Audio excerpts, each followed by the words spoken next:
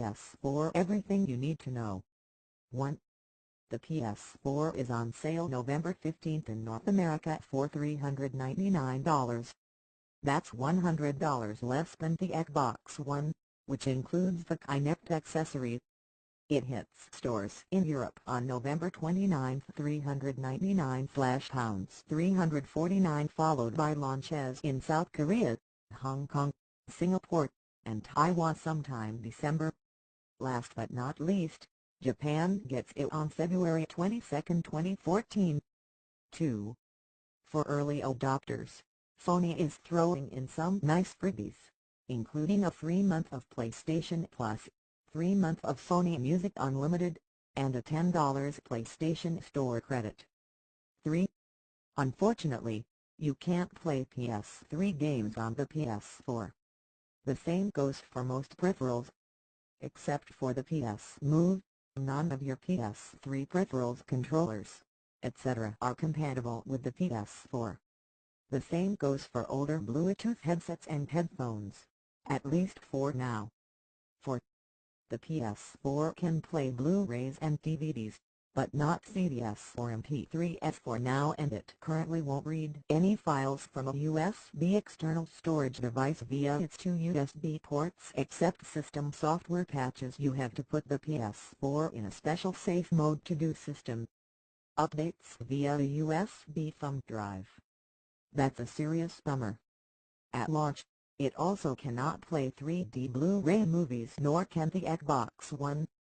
Note that the older PS3 offers support for CDs, MP3s, 3D Blu-ray playback, and reads files from external storage devices.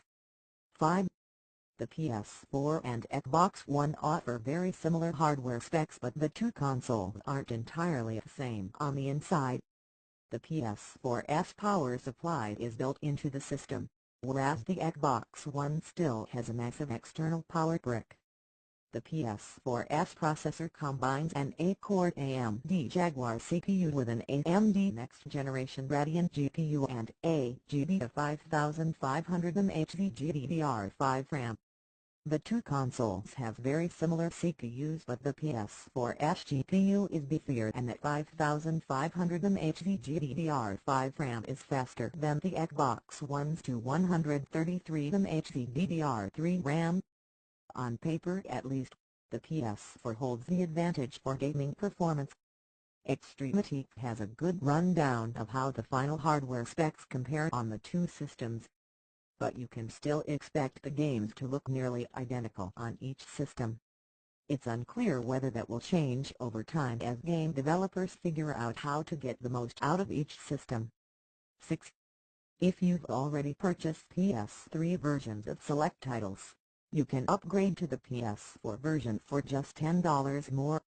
This only applies to a handful of games. 7. To play multiplayer games online, you'll need a PS Plus account, $50 a year, which is a departure from the PS3's free online play model. 8.